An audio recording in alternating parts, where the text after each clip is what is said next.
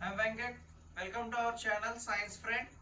Today we will discuss about refraction.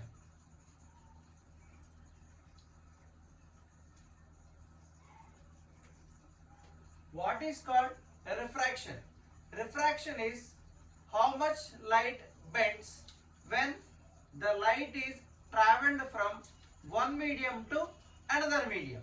For example, if a light is traveling from air to water, so there is a two mediums. One is rarer medium, another one is denser medium. Here, what is called rarer medium? What is called denser medium? Rarer medium means light travels faster when compared to the denser medium. So, optically, rarer medium is less. Optically less denser. That medium is known as a rarer medium. It is a comparison between two mediums. When we compare air and water, ఎయిర్ని వాటర్ని కానీ మనం compare చేసినప్పుడు air అనేది less denser then water. So ఎయిర్లో light ఎక్కువ స్పీడ్లో travel చేస్తుంది when compared to water. వాటర్తో కంపేర్ చేస్తే ఎయిర్లో వెలాసిటీ ఆఫ్ లైట్ అనేది ఎక్కువగా ఉంటుంది. సో ఈ ఎయిర్ని వాటర్ని కంపేర్ చేసినప్పుడు ఎయిర్ అనేది రేరర్ మీడియం అవుతుంది, వాటర్ అనేది డెన్సర్ మీడియం అవుతుంది. ఓకేనా? సో ఇలా రెండు మీడియంస్ తీసుకున్నాం. ప్రజెంట్ ఎయిర్లో నుంచి లైట్ అనేది వాటర్లోకి ఎంటర్ అవుతుంది. అంటే ఇక్కడ రేరర్ మీడియం నుంచి ఎయిర్ అనేది డెన్సర్ మీడియంలోకి ఎంటర్ అవుతుంది. ఓకేనా? This is the separation between two mediums. So we are drawing a line which is known as normal. Normal అనేది ఒకటి డ్రా చేస్తాం. So perpendicular to the surface.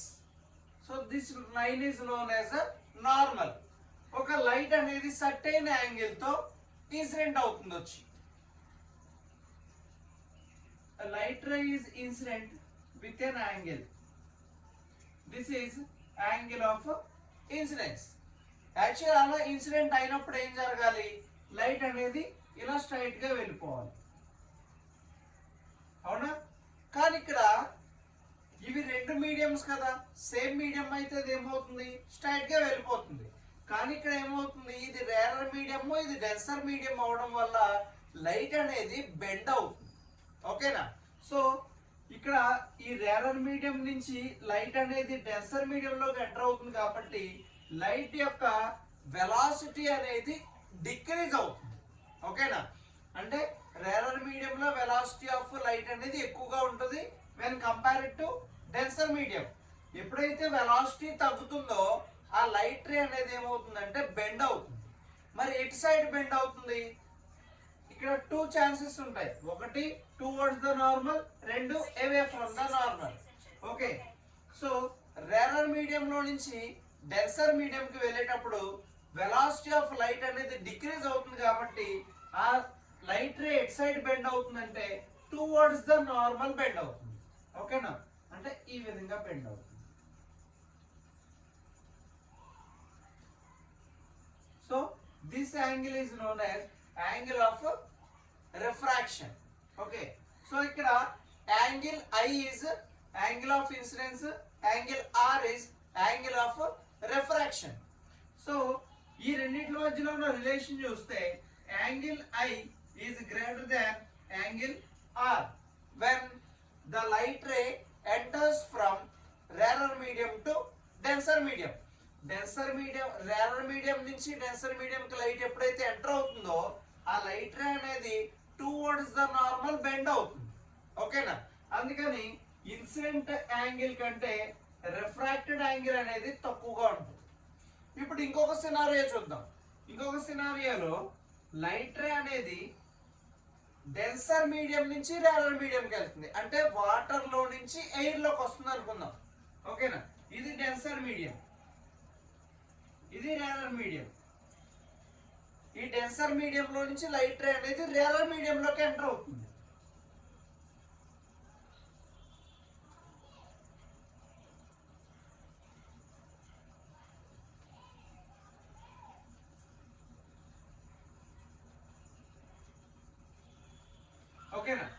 ఇది angle of incidence.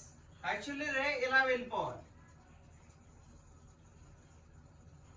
Okay, so ఇప్పుడు denser medium నుంచి rarer మీడియంకి వస్తుంది కాబట్టి light ray అనేది ఈ విధంగా బెండ్ అవుతుంది, అవే ఫ్రమ్ ద నార్మల్ బెండ్ అవుతుంది.